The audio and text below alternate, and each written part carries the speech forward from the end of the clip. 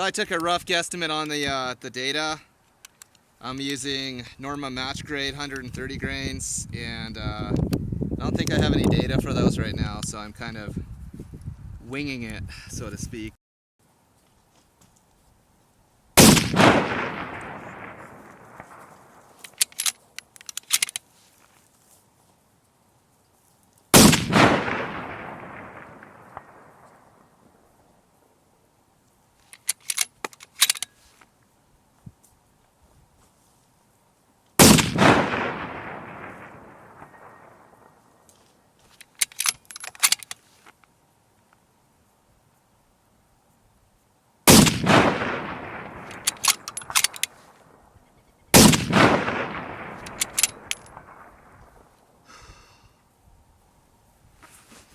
Wicked shooting gun. Love this thing.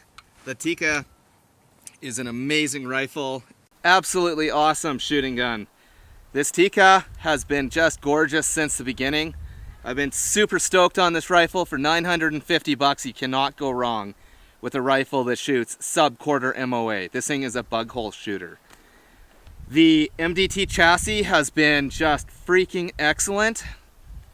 The ergonomics with it are amazing. Like, you can just run that bolt all day long without even moving. You stay right on target. The mag pull grip is working out all right.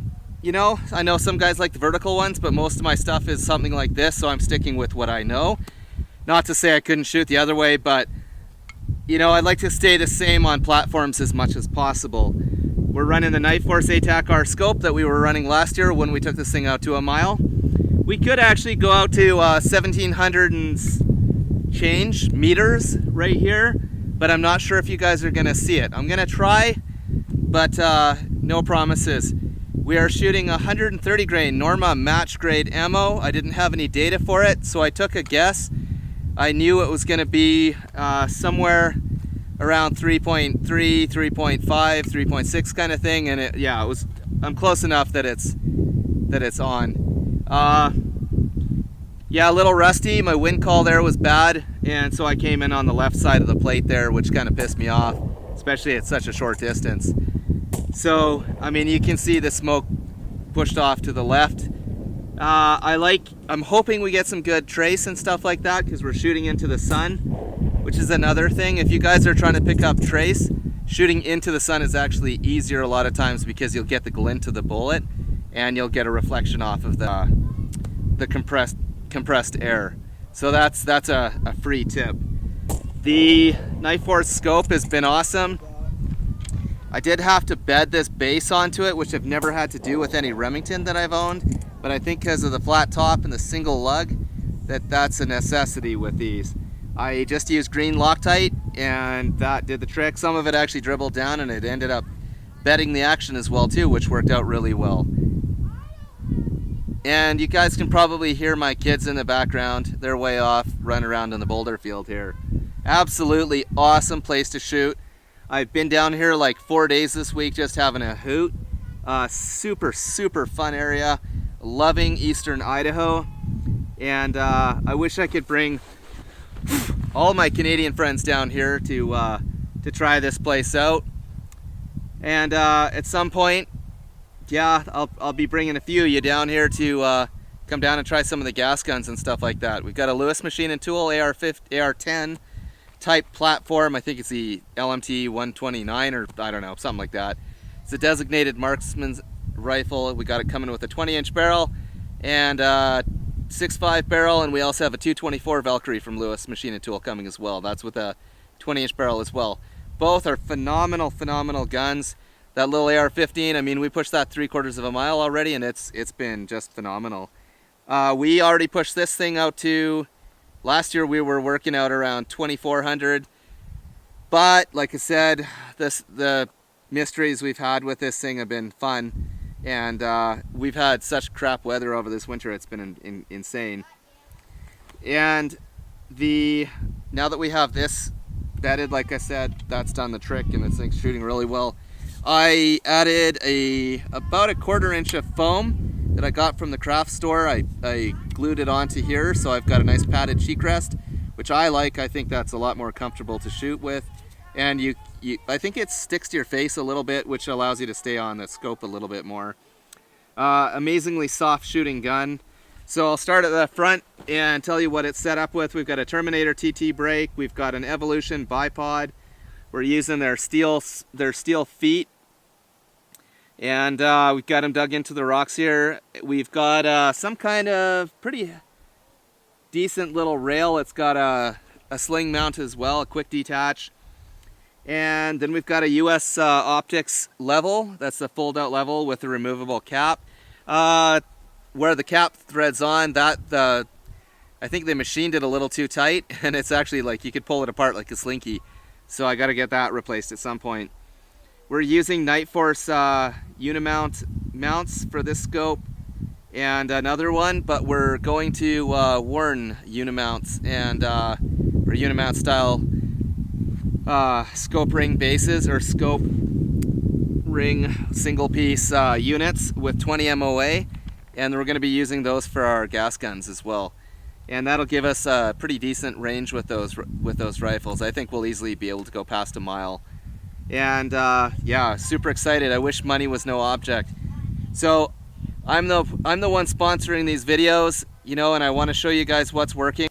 At the end of this video, I'm going to have some footage, and I'm going to show you a new area we're going into called the Passamaquoddy Valley, and it is massive. We are really going to be able to stretch out there.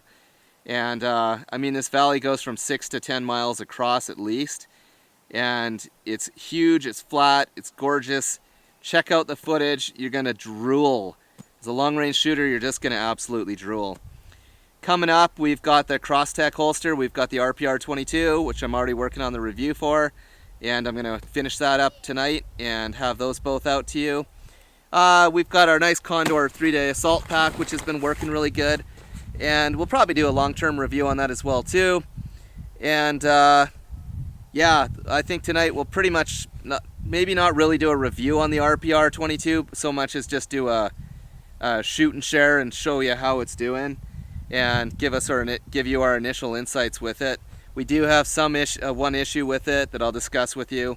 From Condor, I'm wearing this nice Condor tactical shirt. I really like it because it's got room for foam pads in the elbows, and I'm wearing a pair of Condor, I think they're called Cypher jeans. They have like stretchy sides, like Jack Black style, and even with my love handles, they work pretty good for carrying concealed. We put the gun together with a Fix-It Sticks kit that I showed you the other day. Phenomenal kit, phenomenal company. I cannot stress enough how great these guys are to deal with, and I am not sponsored by them. They gave me a kit because they wanted to show off how great these things are. They have not paid me anything. MDT has come miles with the ESS chassis. It is a phenomenal chassis. Their LSS XL Gen 2 looks awesome as well too. I really like how they improved the forward fore end on that. I think it's going to be a lot stiffer than it was on the last gun, and the last gun was a shooter as it was. If I was to change anything, I would beg TriggerTech to put together a trigger for the Tikka. I tried the Timney trigger. I don't really think it's any better than the factory trigger, and so I don't see the point in spending $200 for something that's just going to get me back to square one. Trigger. Not that this trigger isn't awesome, because it is, but it does have a little tiny bit of creep to it. As it is though, it's a phenomenal gun, so let's try and stretch it out a little bit more.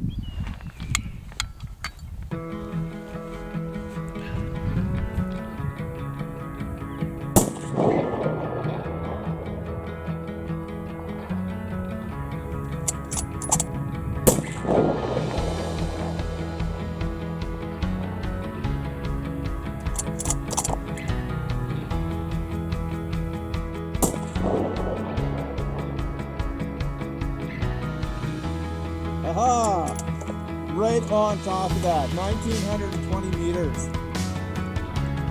Factory, Norma, rounds, ESS chassis.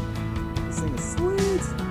The only really expensive thing on this gun is this stroke setup. There are other options. So we've got like warm adjustable rings, that kind of thing too. Those are a few $100 kind of thing. So if you get a decent scope, put that on, you could adjust it and start stretching it out. see if I can do it again. I'm using the dots for holdover in the tremor 3, and yes, I can still shoot my impact.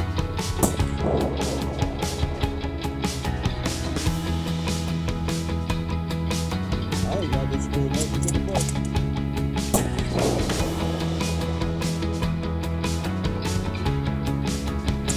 Right above it. I'm going for the little one so you can see the puff.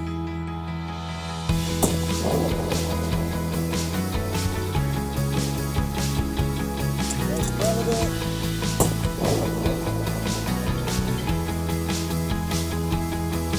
Time to give her a break. That's all for now, guys.